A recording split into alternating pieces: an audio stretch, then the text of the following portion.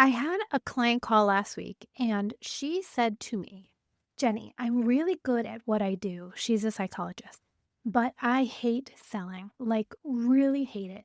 And every time I get on a consultation call, I feel like I'm being pushy and salesy, and it just makes me uncomfortable. And I told her what I tell everyone else who says this and thinks this. Your website should be doing the selling for you. That's literally its job. And if you are a small business owner who cringes at the thought of selling, who feels uncomfortable talking about your pricing, who hates following up with prospects, today's episode is for you because your website can handle all of that heavy lifting while you focus on being the expert that you actually are.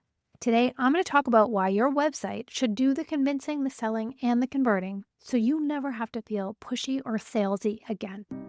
Welcome to Website Design Made Simple, the podcast for busy small business owners who want a high-performing website that converts and sells their offers, even while they're sleeping. Because you deserve to have a strategic and beautiful website that truly represents your brand and positions you as the expert that you are.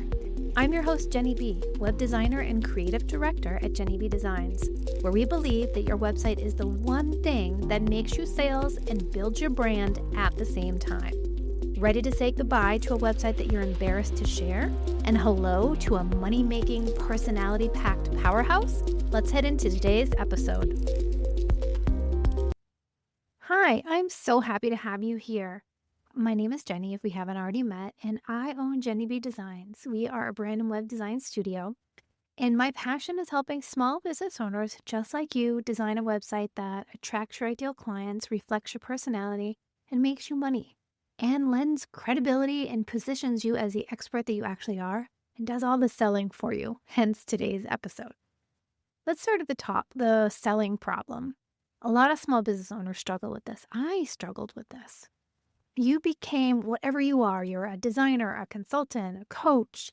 You own a trades business because you love the work, not the sales process. And selling to you feels inauthentic. It feels pushy. It doesn't come natural. You're amazing at what you do, so talented, but you might not be good at talking about it. And the thought of closing, and I'm using quotation marks in the air, closing someone makes you uncomfortable. And all of these feelings, all of these thoughts can hurt your business because you could be undercharging what you're worth because you don't like negotiating or you feel uncomfortable asking for what you think you deserve. You might lose clients to people, other businesses who are more confident, not more skilled, but more confident in talking about their business or sharing about what they do. And you could avoid marketing yourself because it requires selling yourself. Some people say, I don't want to get out there and talk about my business. I don't want to sell my business. And you don't do any marketing. You become quiet. And your consultation calls, if you do the consultation call process, might feel awkward because you think you're trying to convince people. I want you to think about doing a mindset shift. Selling isn't convincing someone to buy something they don't need. Selling is actually helping the right people understand you can solve their problem. And your website can do this better than you can in person. I always say your website is there to attract the right clients, your ideal clients, and repel the ones that you don't want to work with. That is the whole job of your website, and it can do it really, really well. What does this mean? Your website is part of your sales team. And by selling in terms of your website, it means that your website is building trust with the visitors, with the people come to your website before they even contact you. You are really pre-qualifying prospects. So only the right fit people reach out, the ideal clients. You are answering objections before they become reasons not to hire you. And you are creating desire for your specific approach. We all have our signature style, our signature approach. And our websites need to be sharing about that. And you are creating desire from the person who is on that website. They say, oh, I love Jenny's 4-week signature website approach. I want to work with her. These are 3 sales jobs. I classified them into 3 different jobs that your website can handle. The first one is establishing credibility without bragging. You do this by sharing client testimonials. These testimonials are on your website and they speak for you. Other people's words are speaking on your behalf. You can use these in form of video testimonials or just copy testimonials with images, but having those testimonials on the homepage and the services page will help bring credibility. You can also do this by having case studies, results-focused case studies. On my website, I always share about every single launch I have. And I talk about what the website looked like before and how the client felt about their website and how they feel about it now and how it's working for them. Case studies build credibility. You can also do this by talking about your process. I have a signature process. I talk about my 4 different weeks and how someone works with me from start to finish, from starting their project to launching their website. That demonstrates my expertise. And then credentials. These should be presented as an added bonus, as reassurance, but not boasting. You don't want to have a page that lists all your credentials. You want to make sure that you're weaving them into the conversation. That's the first job. The second job, and this is a really good one, is to address objections without defending them, without being defensive. And how this does it is on your FAQ section. This is a critical piece of every website, picking out those main questions that people tend to ask and handling the common concerns, having an answer. People probably ask you the same questions over and over. What are those questions? Address them on your FAQ page immediately so that when it crosses someone's mind, they read the answer and then it's immediately crossed off the list.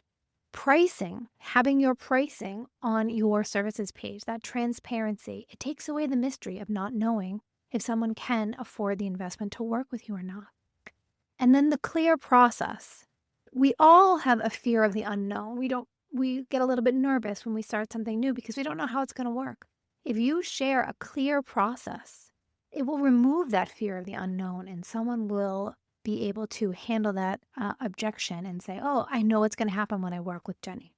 And also including timeline expectations, because if someone comes to me, let's say, and they were hoping to get a website in 1 week, and I don't have a timeline expectation on my services page, there's going to be a surprise there. Understanding what the timeline is a great way to address those objections out front.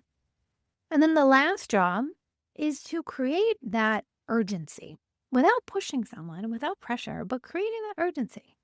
You can use this by having client transformation stories, those case studies I talk about, that talk about the before and the after and inspire action.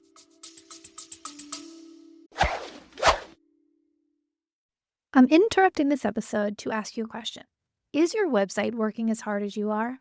You've invested in a website, but if visitors aren't becoming paying clients, something's missing. My website audit is a professional review where I will analyze your site and identify exactly what's blocking conversions. You'll get a prioritized action plan with specific changes to turn more browsers into buyers. So stop guessing what's wrong and get some clear answers. Book your website audit today. The link is in the show notes. Now back to the episode. I don't like the scarcity mindset, only 3 spots left, or this offer expires on noon and midnight, or things like that, or having a countdown. I don't believe in that urgency, but I do believe in things that inspire action, such as the transformational stories that you can share. If there is limited availability, for example, I hosted a holiday workshop and there was limited availability. We only had a certain number of seats in the room. Then I shared the number of spots remaining. And sharing the clear next steps that feel helpful, but not pushy. Always saying, if you want someone to reach out to you to book a consultation call or to schedule a chat, sharing the next step, making that it's clear, but you're not pushing someone. Not saying, call me now, but you're saying, let's have a call together or something to that effect. So creating that urgency without the pressure. In terms of the different pages of your website, what should you focus on so that your website is actually selling for you? On the home page, the hero section, that's what's going to sell for you. And this hero section needs to lead with their problem and your understanding, not your credentials. People hire people who get them, not just qualified people. When someone lands on your website, they need to know exactly what you do, how you can help make their life better, and how to do business with you. Ensuring that that hero section is clear and has the next step that you want them to take when they work with you. That is how the homepage, that hero section, can sell with you for you. On the services page, stay away from listing features. Make sure that you are listing benefits. For me, a feature would be a 5-page website. A benefit would be that this website is going to attract more ideal clients and make you money while you sleep. And you don't want to hide your pricing and make people ask. Start with each service that you have and the outcome that they're going to get when they work with you in that service. Talk about the transformation, not the deliverables. You can include examples of who this is for. I sometimes like to see this is, if this is for and this is not for, and share the different categories so that someone can self-identify if they are the right client for you. Including testimonials specific to each service on that services page, and of course the pricing. On the About page, to build trust, instead of a resume style page where it talks about how you have an MBA and 20 years experience certified in whatever it is, share about why you started your business and how you can help someone like the person who is on your website. Why you do this work, not just what qualifies you to do it. Connection matters more than the credentials. And on the contact page, think about removing the friction. What could be causing friction? A contact form that has 12 fields that no one wants to fill out. No indication of what's going to happen next, meaning when they click the submit button, what happens? There should be a little statement, I'll get back to you in 24 hours, or you can expect a response, or I will send you over my calendar to connect after I receive this form. What's going to happen after they hit that submit form? And if you have no alternative way to contact you, if you only have a contact form, think about adding your email address or a phone number or social media so that someone can have another way to contact you. And I always like to share, if you don't have a photo on your contact page, thinking about adding one. It maintains that human connection, and really that's what makes all the difference. If someone is going to contact you or not, if they see a photo of you smiling at them that is warm and inviting, they might be more likely to fill out that form than otherwise leaving. Thinking about the content that is going to do some selling for you. Blog posts. Blog posts are a wonderful sales tool. Sharing your expertise through stories and lessons, not just about tips. And I tend to fall into this category. I share a lot of tips, but I'm trying to break out of that cycle and to share more about stories and lessons so that people can learn my expertise that way and can build my authority while being helpful, but not salesy. If you think about it like that, a blog post actually does it sells for you, but it does it in a way that's not pushy and it's saying, pick me, pick me. It is educating and helping someone understand the transformation that someone else got with you, for an example, and the person can envision themselves in that shoes and they want to reach out and work with you. Another content area is FAQ section. We talked about it as handling the objections. If you include questions like, how do I know if this is right for me? What if I can't afford it? How long does it take to see results? What makes your approach different? Questions like that, if you can answer those honestly and helpfully, the right people, the ideal clients, will appreciate your transparency. And the wrong fit clients will self-select out. And that's what we want. We don't want everyone coming to your website to sign up with you because that's not what you want. You want the right people to sign up for you.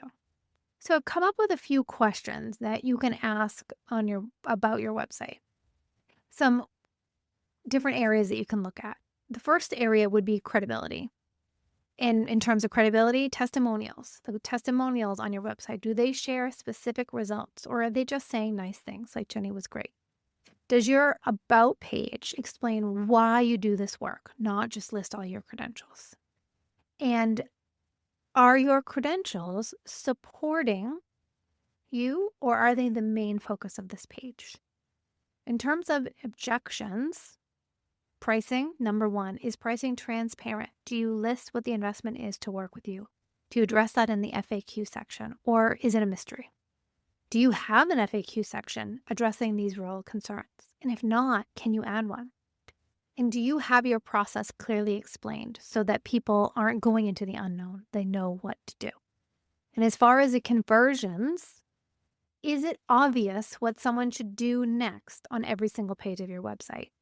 If they're on your services page and you want them to fill out the contact form or book a call, is there a button asking them to do that? At least every other section. On the home page, are there buttons leading them to the services page? Or are there no next steps? Check that. That's very important. And does your contact process on that contact page feel easy or complicated? Do you have too many questions? Does it not say what's going to happen next when someone hits submit? Or is it easy and simple? And if you want a couple of quick things you can do this week, think about asking a client for a results-focused testimonial, very specific, and add that to your services page.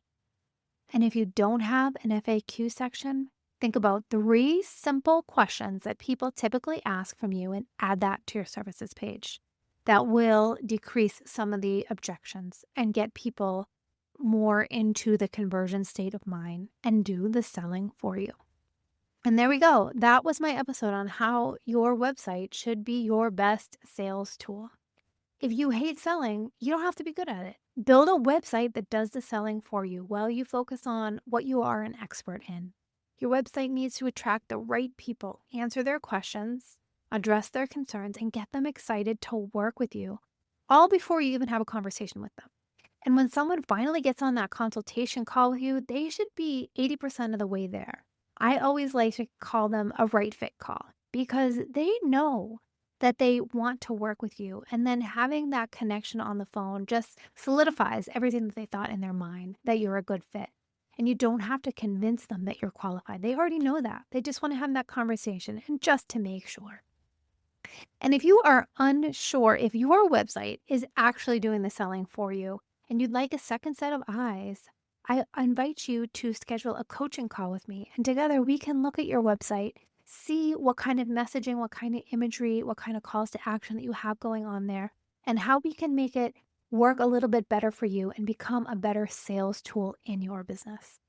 Thank you so much for listening, and I will talk to you next time. And that wraps up another episode of Website Design Made Simple.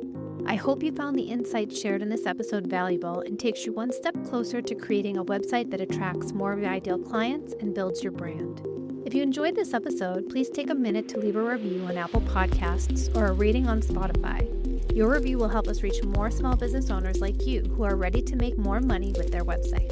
Thank you so much for listening, and I'll see you in the next episode.